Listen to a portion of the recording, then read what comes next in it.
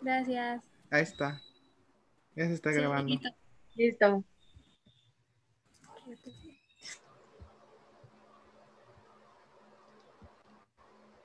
Bueno, ay, perdón. Y continuando, a lo que se menciona con esto es que es un estado de autorregulación. ¿Y qué va a pasar si nosotros bajamos lo que es la presión arterial media o lo elevamos? Pues esto va a pensar a afectar lo que son los vasos sanguíneos de pequeño calibre dentro del cerebro. Si le bajamos lo que es la presión arterial media, entonces vamos a bajar lo que es la perfusión de los tejidos y esto nos va a producir una isquemia. Pero si lo elevamos, vamos a producir un estado de hiperperfusión. Menciona con respecto a los rangos que igual pueden manejar otras personas, menciona que los rangos pueden ser de 60 a 160 y menciona que los pacientes que son hipertensos crónicos pueden manejar hasta cifras de 110 a 180 de lo que es la presión arterial media, que es mayor de lo que se considera como los rangos normales, pero para ellos no les tiene un efecto como tal, ya que es un estado compensatorio.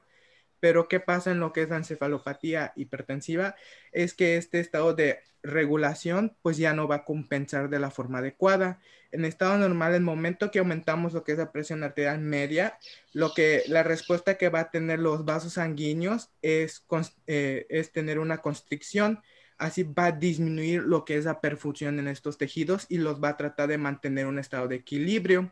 El momento que digamos, el momento que la presión arterial media pasa lo que es los rangos normales, esta compensatoria ya no se da, ese estado compensatorio ya no se da. ¿Y qué va a pasar? En vez de tener una constricción de los vasos sanguíneos pues se van a dilatar y en vez de dar una perfusión adecuada, ahora vamos a tener una hiperperfusión y por lo tanto va a haber salida o fuga de lo que son proteínas y líquidos del plasma hacia lo que es el tejido cerebral y nos va a causar una edema cerebral.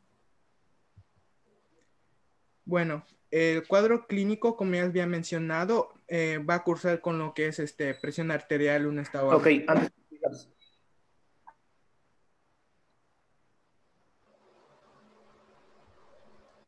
Doctor, no se le Julián. escucha.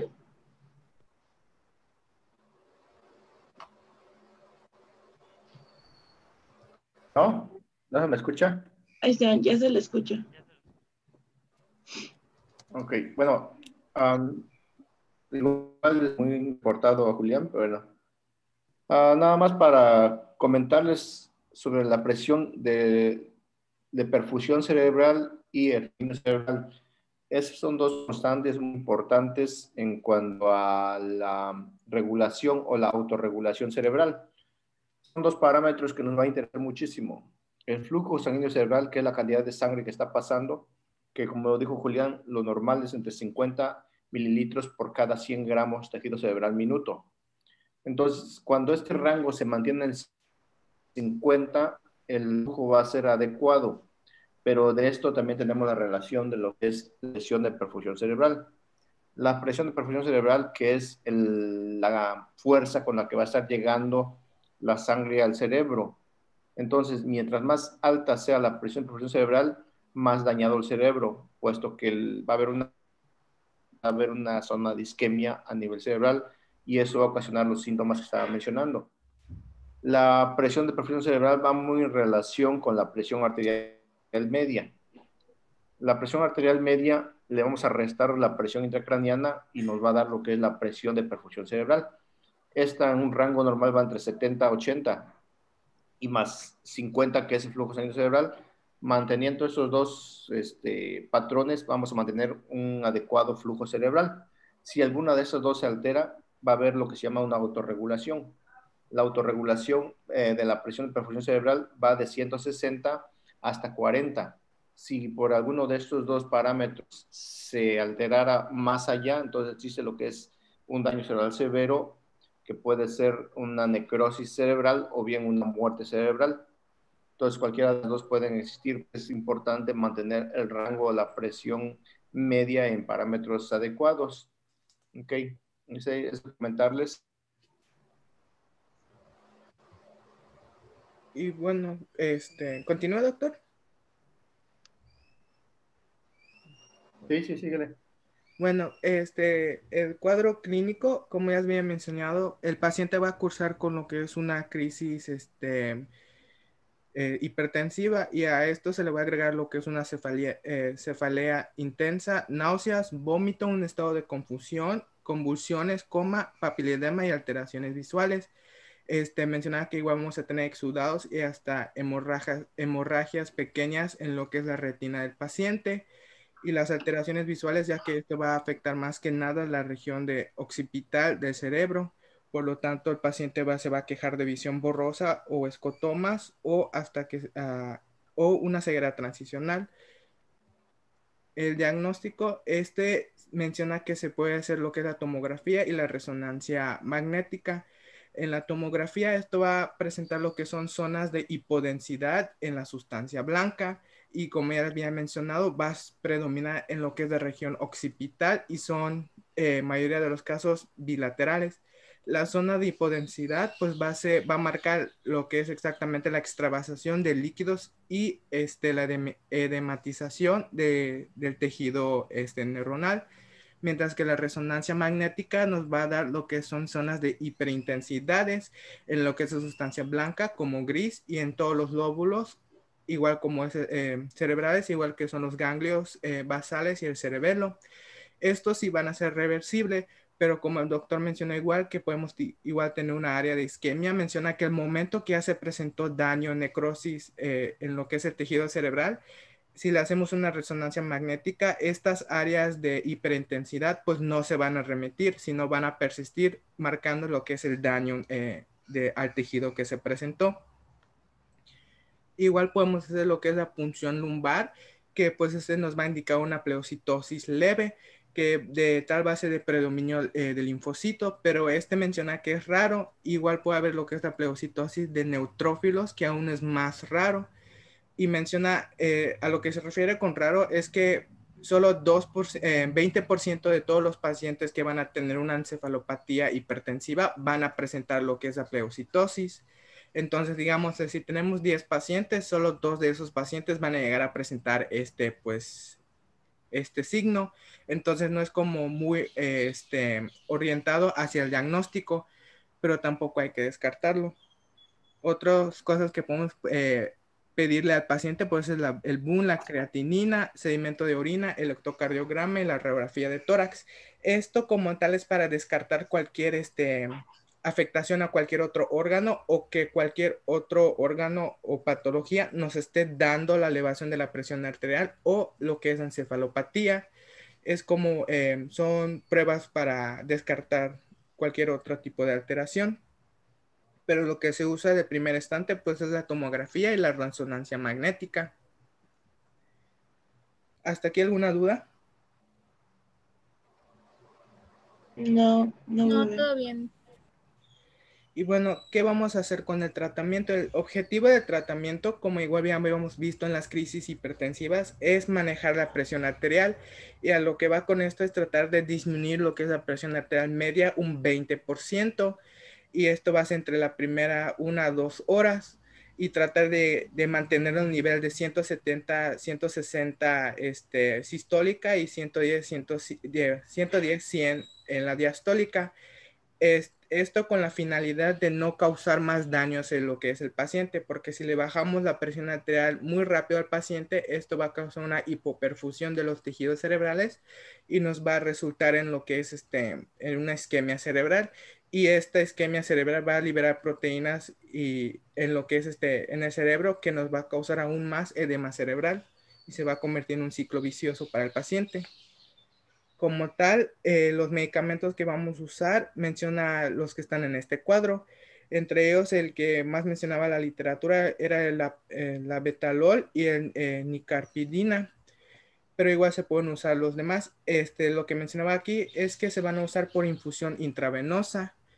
El nitroprusiato de sodio, se va a dar una dosis de 0.25 a 10 gramos por kilogramo por minuto, y esto se va a dar hasta que se llegue a lograr las cifras adecuadas de presión arterial que buscamos en el paciente. Esto igual se tiene que monitorizar bien el paciente, ya que en cualquier momento la presión arterial puede descender más de lo que esperábamos y podemos tener puede tener una perjudicación sobre el paciente. El apabetalol, esto se va a dar en un bolo de 20 a 80 miligramos intravenoso cada 10 minutos y después le vamos a dar una infusión de 2 miligramos por minuto. Esto a llegar a lo que son igual nuestras cifras de tensión arterial deseada. Y una última cosa, aquí mencionaba que el momento que nosotros ya corrijamos lo que es la presión arterial, se va a remitir lo que es la encefalopatía y se le va a cambiar al paciente a un fármaco antihipertensivo vía oral para su manejo de su tensión arterial. Y ya continuando con el otro tema, vamos a tener la disección aórtica. ¿Hasta aquí alguna otra duda? Julián, tú habías mencionado que primero lo que causa la encefalopatía es una vasoconstricción de las arterias, pero después va a causar una vasodilatación, ¿eso dijiste? Sí, lo que se refiere con eso es que es un estado de compensación y la respuesta de los vasos es tener una constricción en el momento que se va a elevar la presión arterial en el cerebro. Pero esa fuerza que ellos van a ejercer, la presión arterial lo va a vencer. Entonces, el momento que va a vencer la fuerza de los vasos sanguíneos a tener una constricción, esto va a hacer que los vasos sanguíneos pues se dilaten y por lo tanto va a haber una mayor perfusión de los tejidos. Vence la fuerza de los vasos sanguíneos. Ok, entonces este sería en un caso ya crónico, ¿no? No, a lo que iba con esto es que es en una crisis el aumento súbito de lo que es la presión arterial mayor de los niveles que el paciente normalmente maneja. Por eso es una de las complicaciones de una crisis hipertensiva.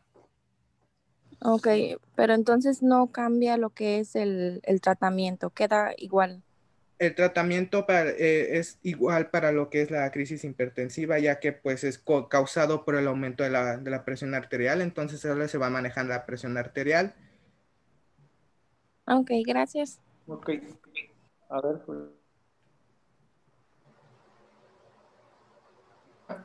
lo que pasa es que la autorregulación se mantiene siempre y cuando la presión no sea por arriba de 160, la presión arterial media. Si se sobrepasa los 160, entonces se pierde la autorregulación y entonces en ese momento empieza a disfuncionar el cerebro. Entonces la autorregulación es la defensa que tenemos a nivel cerebral para llevar el nivel de la presión de perfusión cerebral a un nivel óptimo. Si esta se pierde, ya no vamos a regresar a un nivel óptimo y va a haber un daño cerebral severo. Entonces, la autorregulación es lo que sucede dentro de lo que es la presión intracraniana. Entonces, ahí tenemos, bueno, cuando veamos lo que es hipertensión craneana, vamos a ver lo que es la teoría de Monro-Kelly. Entonces, vamos a ver los compartimentos, cómo están y qué sustancias van a liberarse para llevar a la autorregulación. Hay una cascada que se llama cascada isquémica, en el cual va a existir intercambio de iones, entrada de calcio, la formación de radicales libres, la formación de proteínas anómalas. Todo eso vamos a verlo en la fisiología cerebral, pero eso es lo que sucede en la hipertensión severa, en el cual hay una encefalopatía hipertensiva. Este cuadro es muy parecido al cuadro de EBC. Mucha gente lo confunde. De hecho, piensan que es un EBC y en ese momento le dan tratamiento antiisquémico. Entonces, aguas con el tratamiento antiisquémico. No lo vayan a dar pues, ustedes cuando el paciente tenga una crisis hipertensiva con encefalopatía hipertensiva. Entonces, primero lo que vamos a hacer es bajar la presión, sea un 20% por hora, llevarlo a un nivel óptimo y si el paciente persiste con síntomas de deterioro neurológico, entonces en ese momento hacer la tomografía para determinar si es un paciente con isquemia o hemorragia cerebral.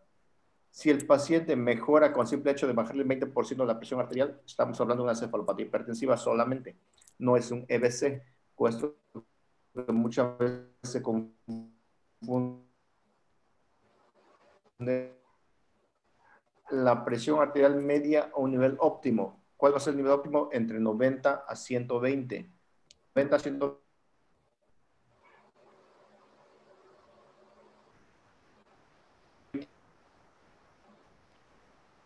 el rango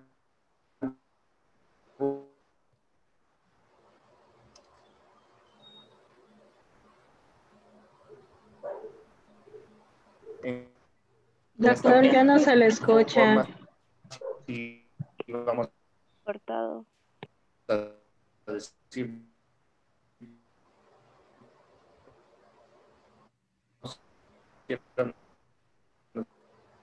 volver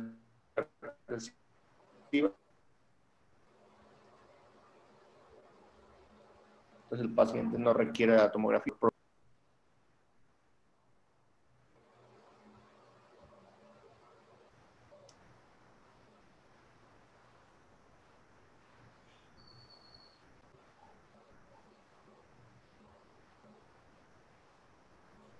Disculpen, no oigo nada. No, no se Doctor, escucha. se cortó. Se cortó.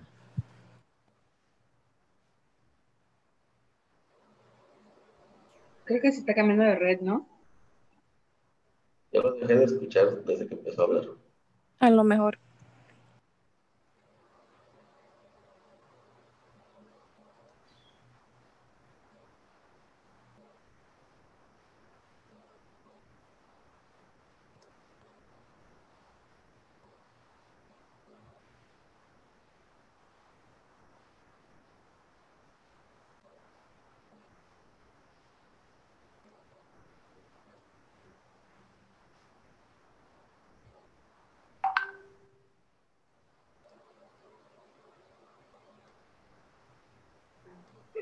Ya agarró más la banda.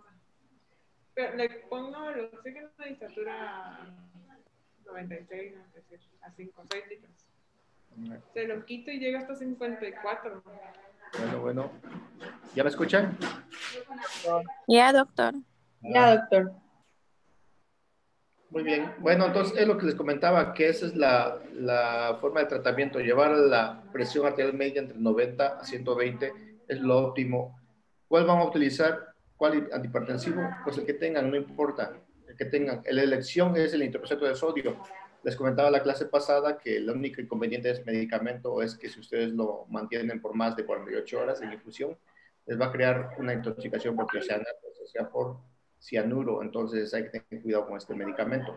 Otra cosa y cuidado con el medicamento es que es sensible a la luz. Entonces, este medicamento cuando se pasa en infusión hay que taparle toda la venoclisis con papel aluminio o cualquier papel que le impida que la luz lo inactive. De hecho, cuando venden el producto ya viene con una venoclisis especial, pero muchas veces no lo trae, entonces hay que taparlo. ¿Ok? Entonces vamos a seguir con disección aórtica. A ver, sigue Julián. Bueno, continuando con el tema, vamos a tener lo que es la disección aórtica, que a lo que se refiere con esto, una separación entre la capa íntima de la arteria aórtica y sus otras capas, y esto nos va a dar la formación de una luz fase. Como podemos ver en la imagen, pues vamos a tener tres capas de lo que es la aorta: la túnica íntima, la túnica media y la túnica externa. Imagínense que la separación se va a dar entre lo que es la túnica íntima y la túnica media. Y esto, como podemos ver en la segunda imagen, nos va a dar una disección y la formación de una segunda luz. ¿Cómo se va a llevar este proceso? Pues va a ser un desgarramiento, un daño en lo que es la túnica íntima de lo que es la aorta. Esto puede ser por cualquier otro factores que vamos a ver más adelante.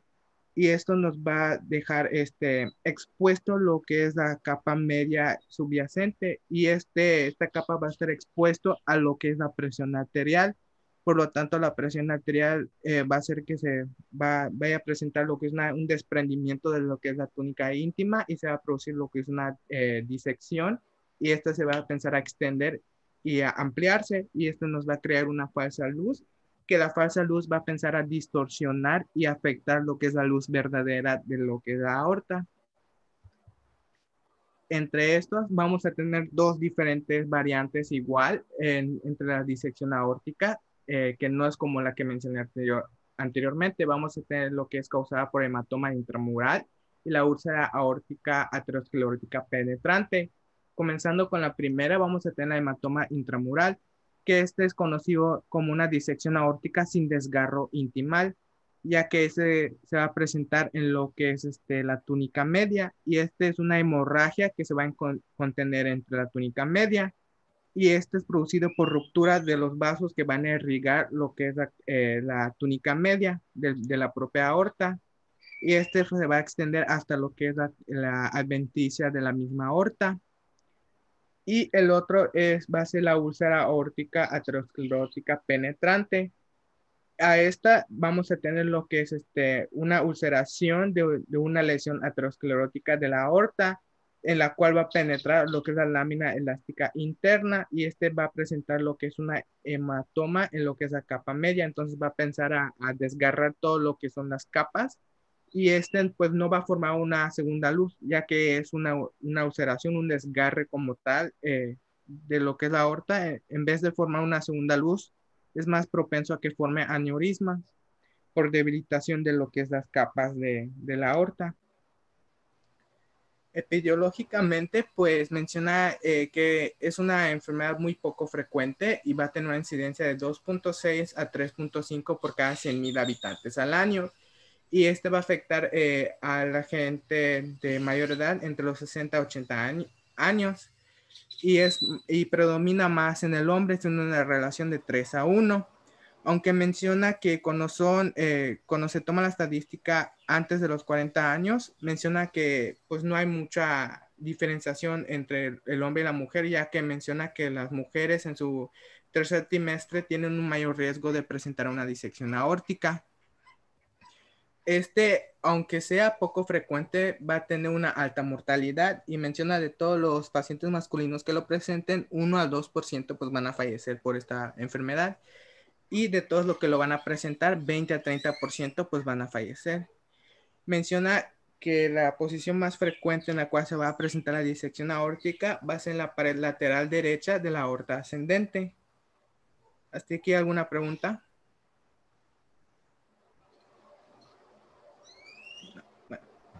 No.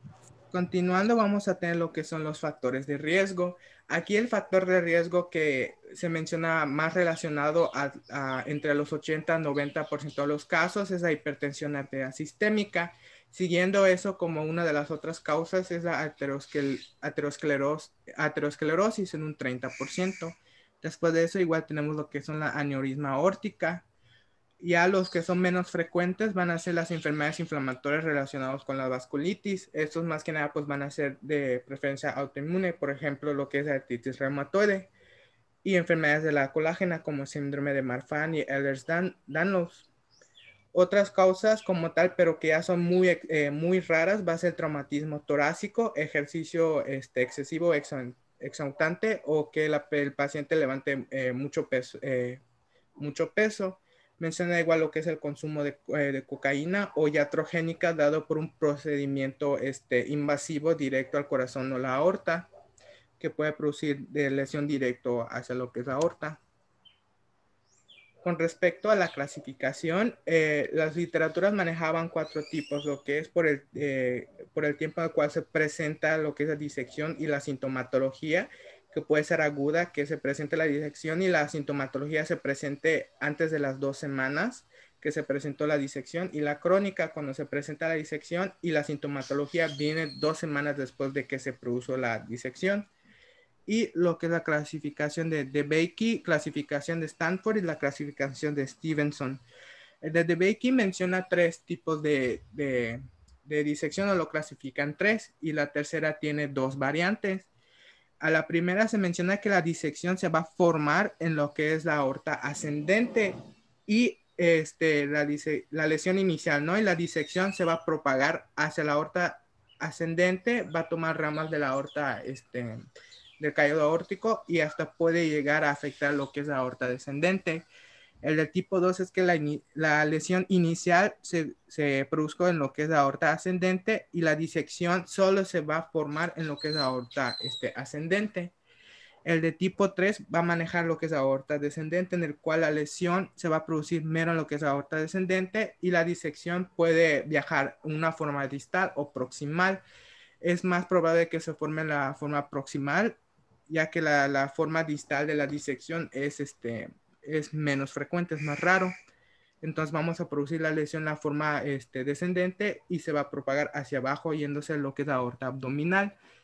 Y la clasificación de Stanford, que es de dos tipos, el tipo A y el tipo B. En realidad, la clasificación de Stanford es como la clasificación de DeBakey, solo que el tipo A es la mezcla del tipo 1 y 2 del otro, y el tipo B de Stanford es la conjugación del tipo 3 de DeBakey, de sus dos variantes. Entonces, lo que se refiere con esto es que el de tipo A, la lesión se va a conformar en lo que es la aorta ascendente y la disección se va a formar en lo que es la aorta ascendente, lo que es el callo aórtico y lo que es la aorta descendente. Y el del tipo B menciona que la lesión se va a iniciar en lo que es la aorta descendente y la disección se va a formar en ese tramo. Y tenemos por último lo que es la clasificación de Stevenson. La clasificación de Stevenson más que nada es para buscar la etiología o la causa principal de la disección. La clase 1 va a ser una disección aórtica clásica, es decir, vamos a tener una lesión inicial que va a producir lo que es la separación entre la luz verdadera y la luz falsa.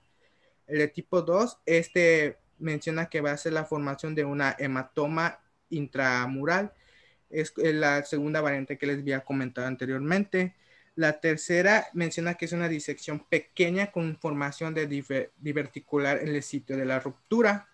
Y la cuarta es una ulceración dado por una placa de ateroma. Y la quinta es la iatrogénica dado por un proceso invasivo o un traumatismo directo a lo que es el tórax. ¿Hasta aquí alguna pregunta? A ver, sí, Lian, aquí le quiero comentar que la que más utilizada es la de Baki. La de Baki es la que más utiliza, puesto que es la más completa en cuanto a clínica. La disección aórtica es uno de los padecimientos más graves que existen en cuanto a la crisis hipertensiva. Entonces, la disección aórtica, muy pocos llegan a sobrevivir. Pero, ¿cuál es el problema? ¿Por qué se mueren? Porque no diagnosticamos, nunca pensamos en una disección aórtica. Entonces, cuando nosotros tenemos una disección aórtica, lo primero que tenemos que saber es qué tipo de clasificación en DeBakey tiene. Si es la tipo 1, tipo 2 o tipo 3. Cuando la tipo 3 se va a dividir en dos, en lo que es la A y la B. Aquí es más fácil que la A, sepan ustedes que abarca lo que es aorta descendente, pero no sobrepasa o no pasa más allá del diafragma. Entonces, por eso se diferencia en la tipo A, es por arriba del diafragma, y la tipo B, que esa sobrepasa y se va más allá abajo del diafragma, o sea que va a romper incluso hasta la aorta abdominal. Es la más grave que hay. Cuando ya abarca hasta el abdomen, ya el paciente ya está más para allá que para acá. Entonces ya no hay nada que ofrecerle. Pero, por ejemplo, si es una tipo 1 o una tipo 2, aún se puede todavía tratar con cirugía a este paciente. Nosotros como servicio de urgencias no tenemos mucho que ofrecer al paciente cuando diagnosticamos una disección aórtica. Lo único que podemos hacer es bajar la presión, mantener estable para que mandarlo a un lugar donde lo puedan operar. Entonces, pues es importante saber qué tipo de clasificación tiene el paciente. En cuanto a la de Stanford, es muy chica esa clasificación, nada más te habla lo que es si es ascendente y si abarca la descendente. Es la única diferencia. Pero la de Baki está más completa. Y la de ¿cómo se llama? Stevenson, realmente no la vamos a utilizar mucho nosotros porque es más, ningún paciente sigue vivo para saber la causa o para saber en dónde está afectado. Ya después la cirugía no interesa dónde está afectado, si la rotura, dónde fue, ya sería en autopsia y realmente pues ya nos ayuda mucho a nosotros. Entonces más bien la de Baki es la más interesante. Ok, a ver, síguele. Y bueno, vamos a igual tener lo que es la localización. Menciona que 65 a 70% de todos los casos, la disección se va a conformar en lo que es la aorta ascendente y el 10% se va a conformar en lo que es el arco aórtico. El 20% se va a conformar en lo que es la aorta descendente y solo 5% de los casos va a abarcar hasta lo que es la aorta abdominal. Con respecto al cuadro clínico, menciona que vamos a tener el dolor intenso de inicio súbito que se va a presentar en 90% de los casos. Va a ser punzátil y de forma de desgarre. Menciona aquí que el tipo de dolor se va a presentar en la parte anterior del tórax y puede llegar a afectar lo que es la parte intraescapular y puede radiarse a lo que es el cuello y la mandíbula. Como podemos ver, va a ser un diagnóstico diferencial de lo que es infarto agudo al miocardio. Otra de las cosas que va a manifestar el paciente es que en el momento que se presente el dolor, conforme se vaya propagando lo que es la disección, el dolor va a seguir esa misma trayectoria. Digamos, si se está abarcando lo que es la aorta ascendente y se va por la descendente hasta llegar al abdominal, entonces el paciente va a tener dolor torácico y se va a transicionar a lo que es al dolor abdominal, tomando la trayectoria de lo que es la disección. El paciente va a tener lo que es síncope, infarto al miocardio, insuficiencia cardíaca, isquemia, insuficiencia aórtica, muerte súbita y hemotórax. La sintomatología como tal va a estar conformado dependiendo de la parte de la aorta que está afectado. Menciona que si es la aorta ascendente que está afectado, pues va a presentar más alteraciones cerebrales y en lo que es el corazón, dado a que esto nos va a producir una disfunción en lo que es el corazón. Esto hasta incluso nos puede formar lo que es un taponamiento cardíaco y nos va a presentar alteración en el nivel cerebral por bajo perfusión del mismo, ya que la disección aórtica, pues como podemos ver, va a estar alterando lo que es la luz verdadera, por lo tanto va a disminuir el flujo sanguíneo hacia lo que es el cerebro y hasta incluso el corazón propio. Y digamos, si afecta lo que es la parte descendente de la aorta, pues ya sabemos que ya no va a afectar como tal el cerebro ni el corazón, sino va a pensar afectar lo que son las extremidades inferiores y el riñón. Y esto nos va a producir una disminución de la perfusión del riñón y por lo tanto va a haber alteración y bajo función renal. Y las extremidades, menciona que esto puede tener lo que es paraplegias y lo que es alteraciones neurológicos sensitivos en lo que son las extremidades. En el diagnóstico, de elección que se menciona, pues va a ser el ecocardiograma, pero antes de eso vamos a igual usar diferentes medidas para asegurarnos de que el paciente no tenga ninguna otra alteración en algún otro órgano. Comenzando con el primero, tenemos el electrocardiograma.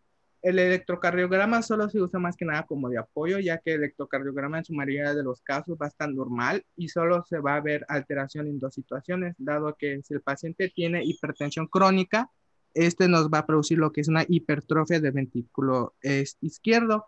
Y si el paciente ya está cursando con datos de un infarto agudo del miocardio, pues igual se va a notar en lo que es el electrocardiograma.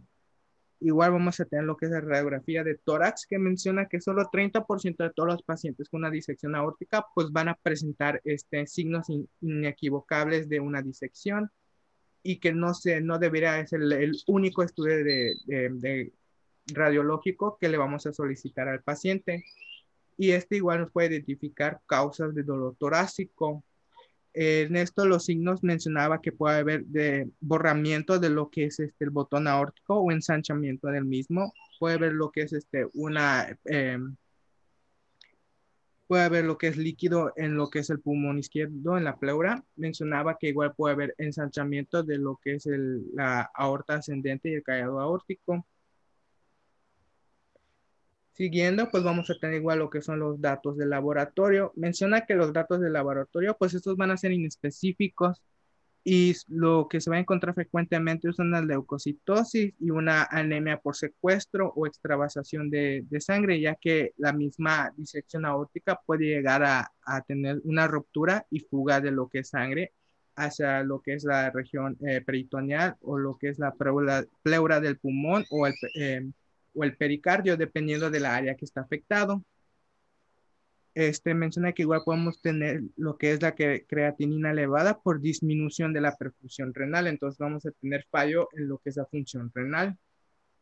Y como tal, la ecocardiografía es el que más se usa, el que más se opta es la transesofágica. Y a lo que va a llevar con esto es que va a ayudar a determinar lo que es el colgaje o el flap, que es como tal el tejido que se va a encontrar entre lo que es las dos luces, la luz verdadera y la luz falsa, es lo que trata de determinar. Y este nos va a dar una sensibilidad entre el 50% y el 80%, 50-80% de sensibilidad y una especificidad de 70 al 90%. Y este se va a acompañar de una tomografía computarizada. Menciona que lo que es la ecocardiografía y la tomografía computarizada son los dos estudios que van a darte con certeza una disección aórtica. La tomografía computarizada va a tener una sensibilidad y una especificidad del 100%, casi del 100%, y pues no va a tener como tal para determinar lo que es la puerta de entrada de la disección, y nos va a faltar lo que es la información hemodinámica, es decir, el flujo sanguíneo que se está presentando dentro de la aorta. Solo nos va a mostrar como tal la composición anatómica de la aorta. Otra de las cosas aquí mencionaba que igual una de las razones que pues igual no se realizaría es por lo que son los medios de contraste nefrotóxicos. Igual tenemos lo que es la resonancia magnética, que pues más que nada es para ver la morfología, la estructura anatómica de lo que es la aorta, aunque no se va a realizar en pacientes con marcapasos, y menciona que pues para obtener los resultados pues va a pasar un mayor tiempo de espera, entonces se va a optar más por lo que es los otros dos que había mencionado anteriormente, ya que son más rápidos y pues tienen con una mayor certeza lo que es el diagnóstico. Y de último tenemos la angiografía. La angiografía, se va a usar para determinar directamente lo que es la disección aórtica. Esto lo va a hacer usando lo que es un contraste de yodo reactivo, en el cual vamos a teñir lo que es la aorta y se van a ver dos características.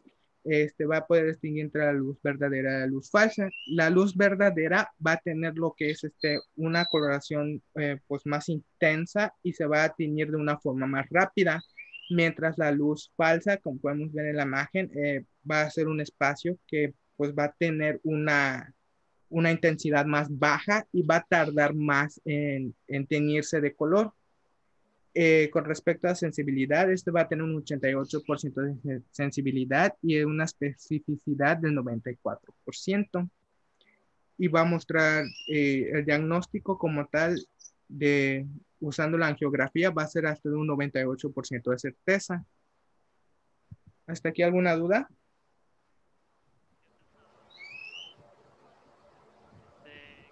¿Cómo dijiste que distingues el dolor de un infarto con el dolor de una disección aórtica? Perdón, Manuel, no te escuché. Está muy bajo. ¿Cómo distingues el dolor de un infarto con el de una disección aórtica? Pues como tal, la literatura mencionaba pues cómo se propaga lo que es el dolor. Menciona que pues va a iniciar en el tórax, pero conforme se va propagando lo que es la disección, el dolor va a seguir esa misma trayectoria. Y como sabemos en lo que es el infarto agudo, pues solo va a presentarse en lo que es en el pecho del paciente. Pero lo que es el dolor intenso, puede irradiar directo hacia lo que es el abdomen, tomando la trayectoria de lo que es la disección. Es lo que lo diferencia un poco, pero pues sí se parecen mucho uno al otro. No sé si el doctor puede apoyarme con tal vez algo más que lo diferencie.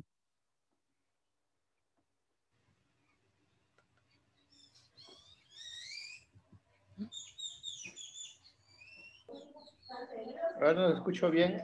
A ver, nuevamente, ¿me puede repetir? Es que se preguntó cómo se puede distinguir lo que es el dolor en la disección aórtica de lo que es el dolor en un infarto agudo al miocardio. Y Ok. Bueno, síguele ahorita, vamos a ver un caso. Síguele ahorita, vamos a ver eso. Ok, entonces voy a Ahorita que comentar. termine ya lo vemos.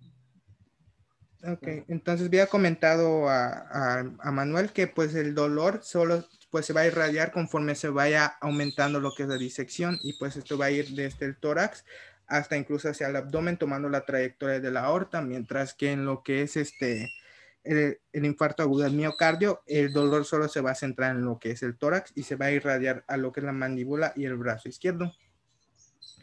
Ok. Con respecto al tratamiento, ya para finalizar, vamos a tener 3 pasos al cual manejar: el manejo del dolor, el manejo de la presión arterial y el manejo de la velocidad y la fuerza en el cual vamos a tener la eyección del ventrículo izquierdo. Comenzando con el manejo del dolor, este menciona el uso de la morfina o cualquier otro tipo de analgésico fuerte para el paciente. Menciona que opta más el uso de la morfina ya que tiene propiedades antihipertensivos, entonces igual nos va a ayudar a manejar la presión arterial. No mencionaba exactamente las dosis que se van a usar, solo mencionaba el uso de la morfina. Para el manejo de la presión arterial, el que se va a usar principalmente va a ser nitroprusiato de sodio en una infusión. Se va a iniciar de 3 a 5 microgramos por kilogramo por minuto y la dosis máxima debe ser inferior a 10 microgramos por kilogramo por minuto. Esto se va a dar continuo hasta que se llegue a obtener cifras de 100 a 120 de presión arterial sistólica. Y vamos a tener que igual manejar lo que es la velocidad en el cual late el corazón. Para esto se va a usar lo que es el propanolol de 1 miligramo intravenoso cada 5 minutos.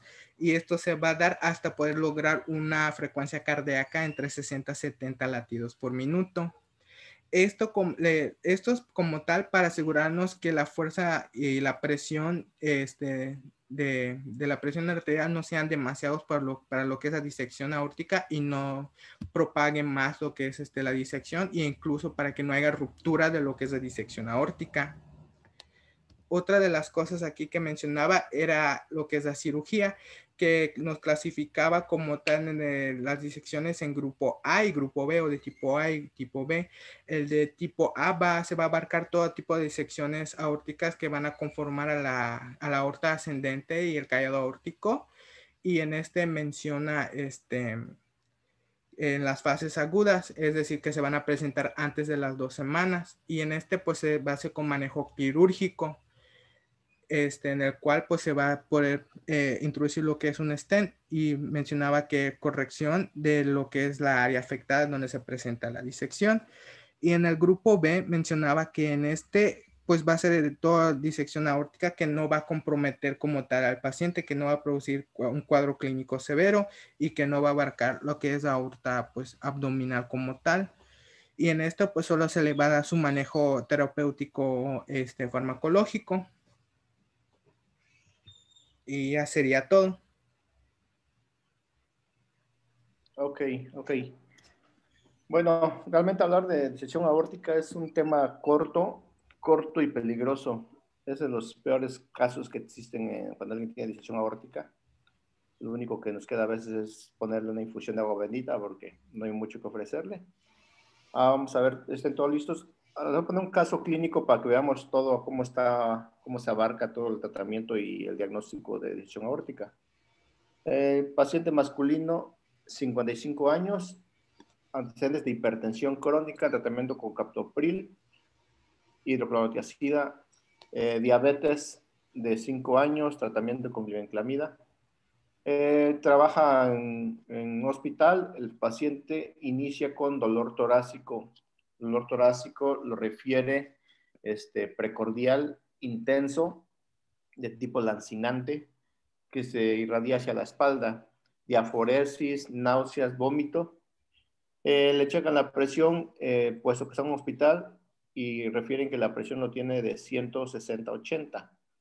En ese momento sospechan que puede ser un síndrome coronario. Le toman un electro en el cual presenta una desnivel positivo de la región inferior del corazón en D2, D3 y ABF. El paciente persiste con dolor, lo manejan con la mona. En este caso, la mona que ustedes todavía no vemos el tema es morfina, oxígeno, nitroglicerina y aspirina. El paciente no mejora, persiste aún con el dolor, por lo cual baja a urgencias. En el área de choque se pasa directamente por el dolor torácico. Y en ese momento pues se encuentra Brenda en el servicio de choque. Y a ver, Brenda, ¿qué vas a hacer con ese paciente, Brenda?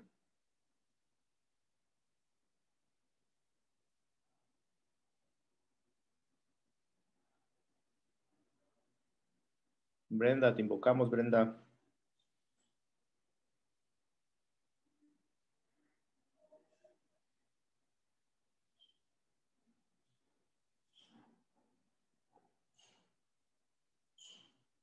No está. Bueno, ok. Vamos a cambiar. A ver, Evelyn. Evelyn más. Sí, doctor. A ver. Bueno, Evelyn, tú tienes el caso, tú tienes el paciente. Vamos a ver. en este caso, pues lo primero que se realizaría pues para ver cómo seguir, cómo evolucionaría sería bajar la presión arterial al paciente. Mínimo a niveles óptimos en cuanto a la sístole, que la tienen 160, había mencionado. Ajá, 160/80 en el brazo derecho de tomarnos la presión. Bueno, pues sí, pues lo recomendable sería tomarla en los dos brazos y bajarle la presión arterial al paciente. En este Con esa caso, presión arterial que tiene el paciente 160/80 y el dolor, ¿tú cómo abordarías el paciente? No, da de cuenta que no estamos viendo disección aórtica. Tienes un paciente común, así te llega el paciente. No estamos en clase de disección aórtica, te llega así el paciente. O sea, ¿qué haces? o sea, aún ya le intentaron bajar, o sea, digamos, le dieron un antihipertensivo y la presión sigue elevada. Ok, con 160/80, ¿tú crees que esté causando alteraciones hemodinámicas?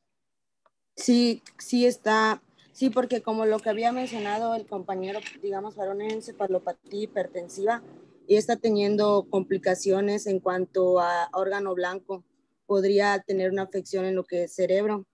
Pero Entonces, no tiene datos sobre la hipertensiva. Está el paciente consciente, está hablando, nada más se queja de dolor en el pecho.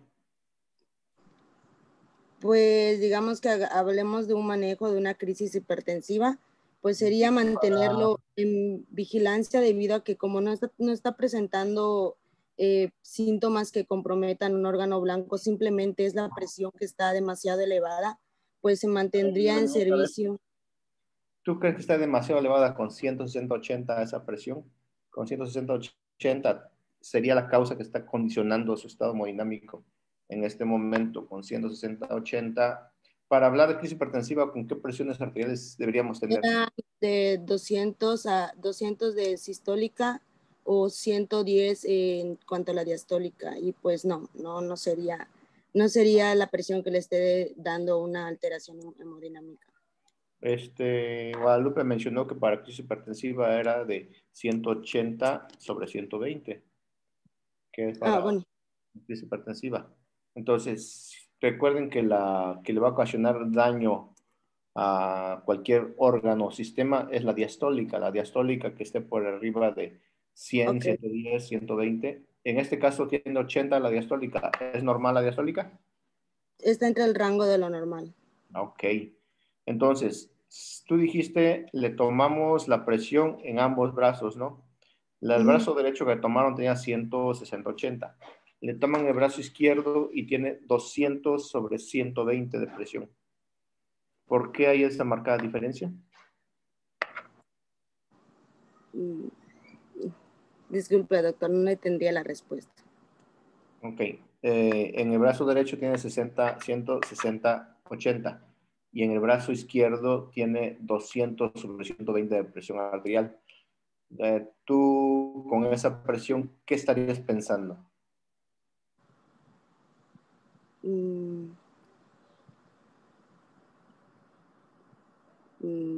No le tengo una respuesta, doctor, disculpe.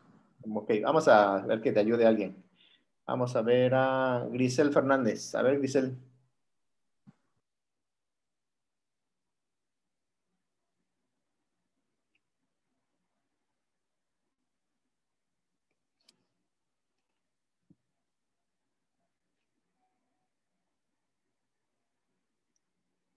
A ver, Grisel, ¿te encuentras? O ya huiste como Brenda. Doctor, No soy Grisel, pero solo para aclarar una duda antes de seguir. Ok, a ver, Naikari. Yo había leído que, por ejemplo, los pacientes que son candidatos a una trombolisis, que se le toma la cifra de 180, 110, y a los que no son candidatos, la cifra que dijo la compañera, de 220 a 120. O sea, para empezar a bajarle la presión arterial. Ok, estoy de acuerdo con lo que estás diciendo. Aquí la pregunta es, ¿por qué un brazo está tan alta la presión y el otro está normal? A ver, Naikari, ya que... Pues por la misma fisiopatología, ¿no? Pues uno está más cerca que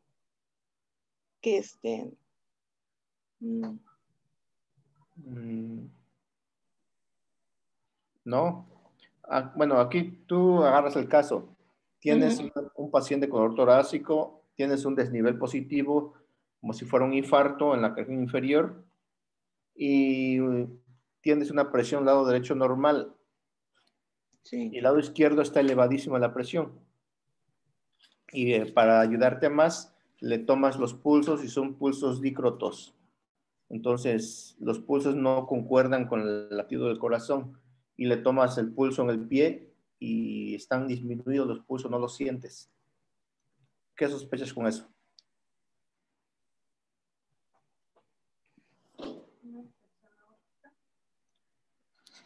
Podría ser porque hay un distinto daño en el endotelio y por eso está dando una distinta presión. Ajá, y el daño endotelio que está generando, ¿qué es? Pues está generando una vasoconstricción, ¿no? Ajá, sí, pero ¿tú a qué diagnóstico estás llegando con eso y qué necesitas hacerlo para corroborar tu diagnóstico? Ah, ya.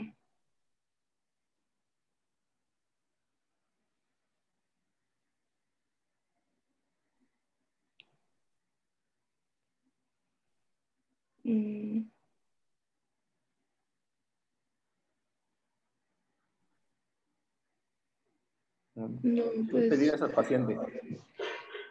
pues le pediría,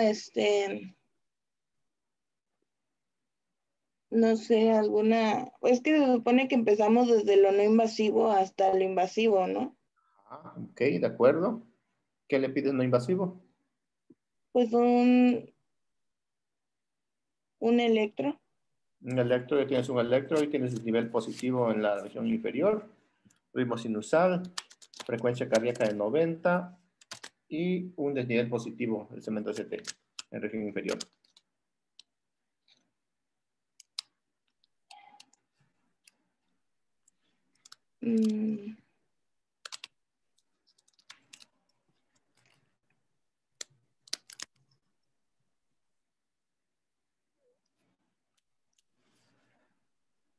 Pues no sé qué perseguir. O sea, yo le pediría no sé, me iría muy extremo, pero creo que una angiografía es mucho. Una angiografía, pues estás en el hospital de Chetumal, estás en el sector salud, no tienes nada, te pides la angiografía y la enfermera dice, ay doctora, bájese su nube, te dice. No hay eso aquí. Ajá. Entonces, ok, vamos a ver alguien que te ayude. A ver, vamos a dejar la tribuna libre. ¿Alguien quiere opinar? Vean ustedes que no es tan fácil estar en un servicio de urgencias y tener los casos así. Es muy fácil leerlos y saber, mira, tiene esto y esto porque ya lo vimos. Cuando llegan a piso ya lo ven en reversa, ya leen el expediente y leen todo y dicen, mira, tiene esto el diagnóstico y esto y todo, hasta se atreven a criticar a los médicos que hubieron antes, ay, pinches burros, ¿qué hicieron? Entonces, es muy fácil verlo en retrospectiva, pero cuando está el paciente ahí y vas hacia adelante, es muy difícil diagnosticarlo, es difícil saber manejarlo, se te cierra el mundo completamente. Entonces, alguien que quiera, a ver, Sofía, vamos a ver Sofía, bien valiente, órale. Doctor, pues por el cuadro clínico que estaba diciendo, ¿no sería una disección aórtica? ¿Y se le pediría una ecocardiografía? Ok, disección aórtica, ecocardiografía, tú le pedirías ecocardiografía. pero el único que hace ecos es el doctor, el cardiólogo, ay, ¿cómo se llama? El doctor, bueno, nada más hay 2 en Chetumal que hacen eco, ¿y qué crees? Estaban trabajando en la clínica y no podían llegar a hacerlo. Entonces no tienes un eco. Entonces se le puede pedir una tomografía, porque había comentado Julián que es de los dos, la ecocardiografía o una tomografía computarizada. Ok, ¿cuánto tiempo tardaría tu paciente en una tomografía con dolor torácico, diaforético y vomitando? Y para yo la tomografía te dicen, ay doctora, es que tiene que hacer la solicitud, ya vamos a ver si hay chances de hacer la tomografía. Creo que en 2 horas podemos pasarlo. Bueno, entonces lo más rápido creo que sería una radiografía. Una radiografía, exacto, muy bien. Entonces, una radiografía, si te la pides portátil, no mandes al paciente rayos X. Portátil, le llega al técnico, le toma la radiografía y en la placa ves que hay cardiomegalia, pero lo que te llama la atención es el ensachamiento del mediastino.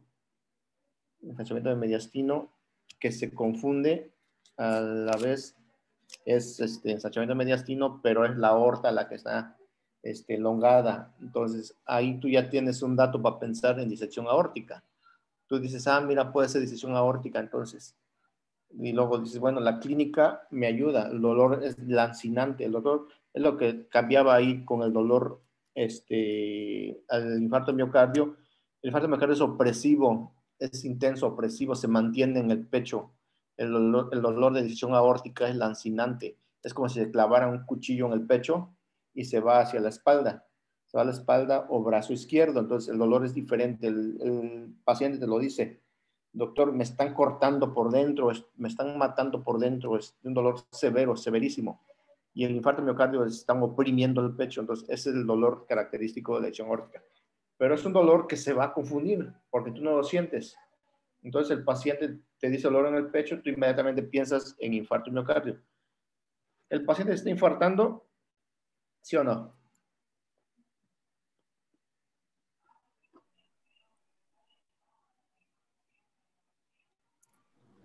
No, porque no es un infarto, es una disección o ¿cómo fue? Sí, se está infartando, doctor.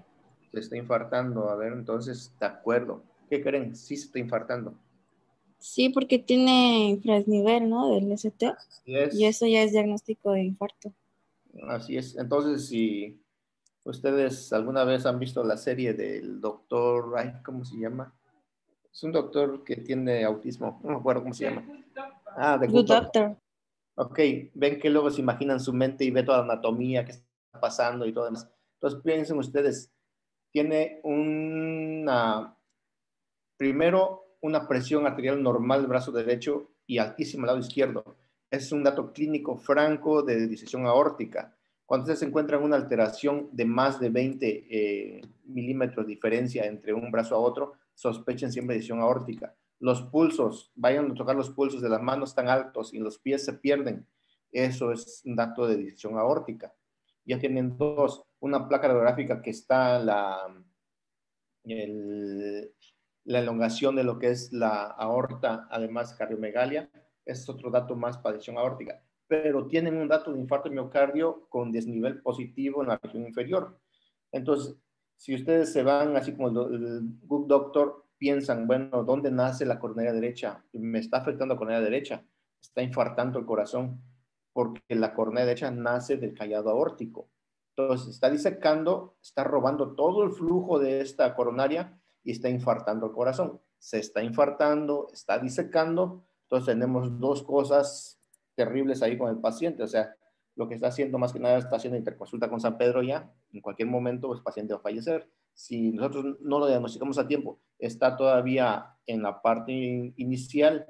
Ok, pero como no se diagnosticó y se fueron más con infarto de miocardio y pensaron que era infarto de miocardio, de repente el paciente empieza con encefalopatía, empieza a delirar, empieza a hablar pura incoherencia. ¿Por qué creen ustedes? A ver, ¿alguien más que opine? ¿Por qué creen que habla pura incoherencia?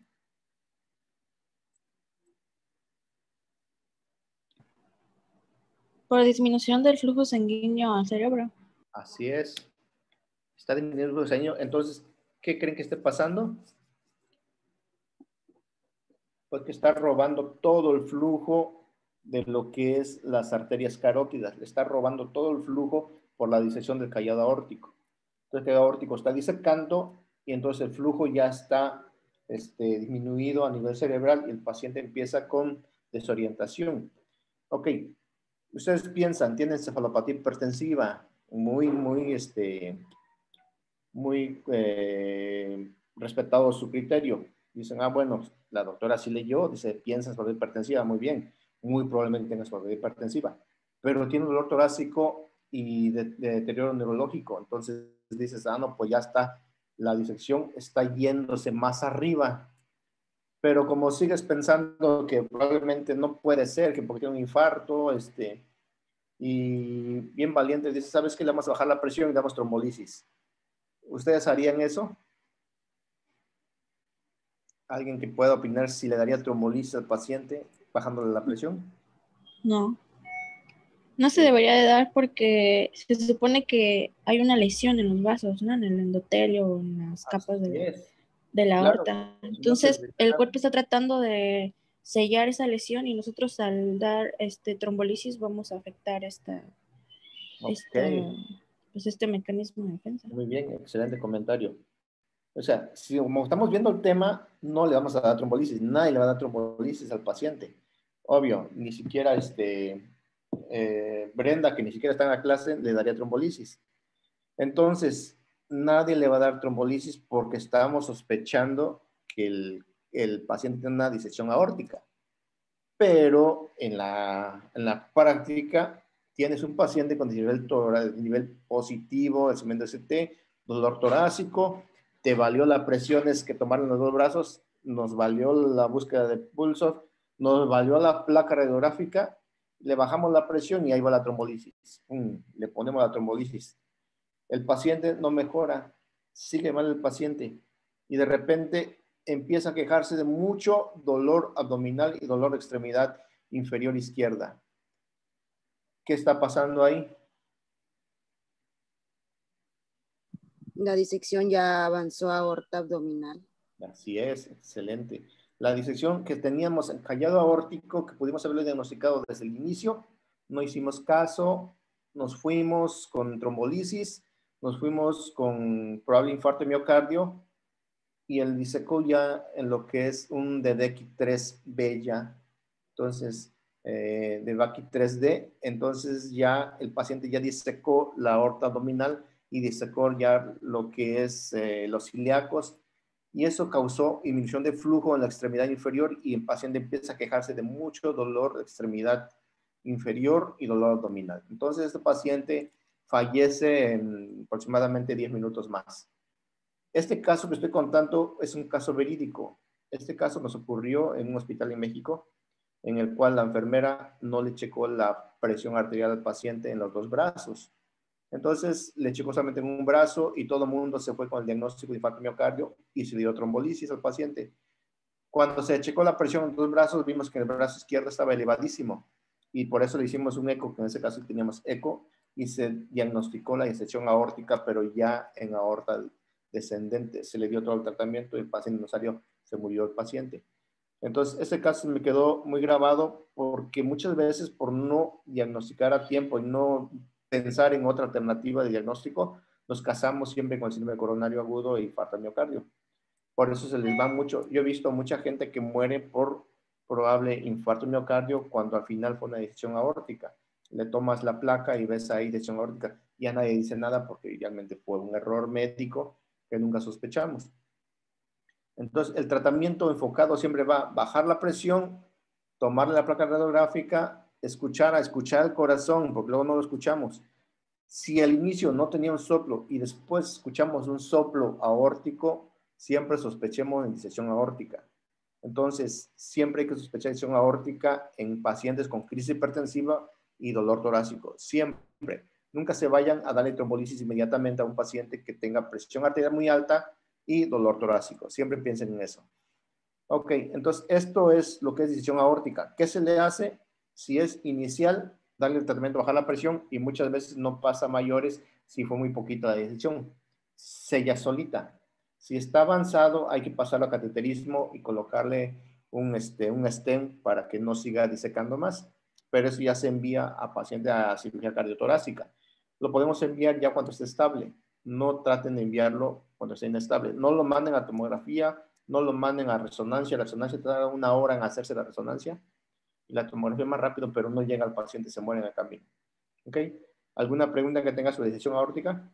Doctor, en este caso, cuando dijo que tenía 160 a 100, ¿se trata la presión arterial? Claro que sí. Es el tratamiento angular. El tratamiento óptimo es tratarlo con bajarle la presión a cifras normales. Aquí sí, no es,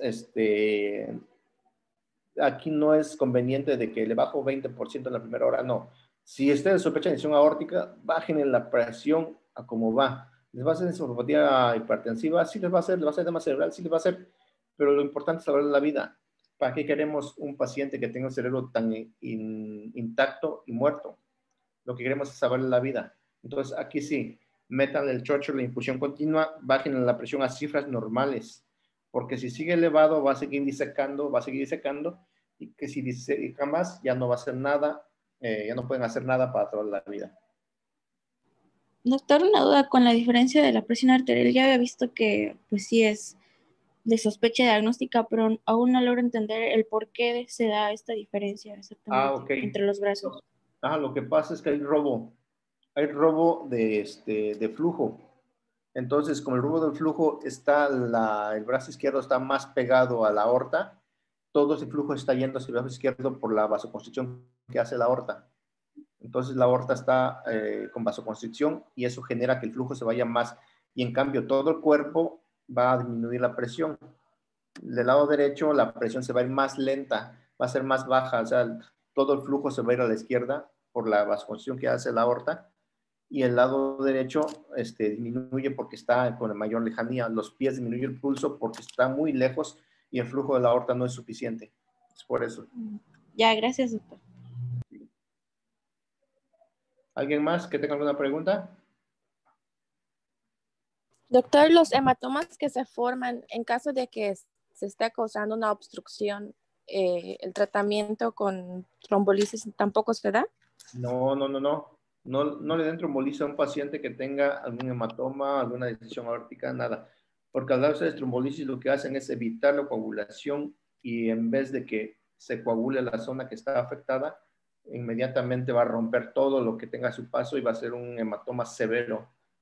Entonces, si por ejemplo ustedes tienen un hematoma en el brazo que le pincharon por una toma de una muestra en el brazo y tienen un hematoma, ustedes le dan trombolisis, esa pinchada que ustedes hicieron no va a cerrar, va a seguir sangrando y le va a hacer un hematoma severo. Es lo mismo pasa en la aorta, lo mismo pasa en cualquier parte del cuerpo.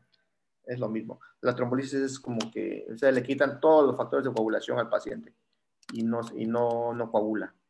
Por eso es que en el infarto miocardio, cuando veamos, está prohibido poner catéter central, está prohibido multifuncionar al paciente. Doctor, ¿sí? Ese es el tratamiento agudo, pero se tiene que operar, ¿no? Sí, como te digo, el tratamiento en urgencia es estabilizarlo únicamente, bajarle la presión, diagnosticar el caso y enviarlo a cirugía cardiotorácica para la cirugía, para colocar el stent o bien hacerle una revascularización o poner una prótesis, lo que tengan que hacerle. La cuestión, nuestro trabajo como médicos, servicio de urgencias, es estabilizar al paciente y diagnosticar el caso. Es lo único. Ya si está abarcando lo que es en aorta descendente, pues ya ponga la infusión de agua bendita y denle los santos óleos porque ese paciente no va a vivir. Doc, en este paciente que había dicho que le iniciaron el tratamiento de mono por infarto, solamente se quitaría la aspirina, ¿no? Sí, para no inhibir la agregación plaquetaria. Así es. La mona, recuerden, la mona es oral, entonces el efecto con una crisis hipertensiva no le hizo nada. No le hizo nada y la aspirina sí está contraindicada. Gracias. Bueno, ¿alguna otra pregunta? No, nadie, para cerrar ya la sesión de hoy. Ya nos veríamos el miércoles con la siguiente sesión. Sí, doctor, muchas gracias. Bueno, muchas gracias, doctor. Bueno, entonces, tenga buen día. Hasta luego. Buen día, Doc. Muchas gracias, Doc, por el caso. Adiós. Hasta luego. Buen día, Doc, hasta el miércoles.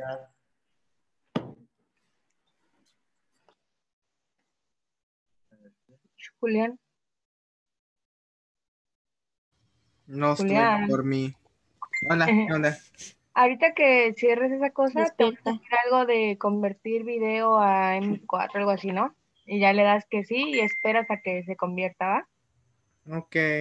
Y no se va a borrar. No subieron el de la clase pasada, ¿verdad? No sé, no creo. No, Y ya si quieres me lo mandas por Drive y ya lo subo al YouTube. Al YouTube. ¿No te mandaron el otro, Ana? No. creo que solo tenemos 2 videos de lo de la clase. Hasta ahorita, ¿no? Uno no se guardó la vez pasada y el último sí, pero ahí lo busco y lo subimos. Y todavía nos falta mitad de todas las arritmias. Chale. Ya valió. ¿Cuándo es el primer examen? En octubre. La de las arritmias, yo tengo varias. La mayoría. Creo que Pásalas. Las únicas que no tengo son las que se hicieron en Zoom. Creo que ya las las subí. primeras clases como lo tuvimos no, en arritmias todas fueron en Zoom, ¿verdad? sí. Ah, Oye, Ana, Mande. mando las de Teams, las arritmias de Por Teams. favor. Sí, sí, sí. En WhatsApp se pueden subir o son muy grandes. Creo que están muy pesadas. No, en WhatsApp no. Tendrían que subirse a Drive y mandar el enlace o en YouTube, como yo le hice igual. Y Oigan, ¿cómo ¿cómo te lo las mando? hago? Ahorita, hasta que cierres toda la sesión, Julián. Ay, Ahorita shit. que cuelgues, ya te va a salir la barrita ahí. Pero le das en guardar. Aquí me da una opción para pausar el... Pues el doctor comentó que comenzara, que lo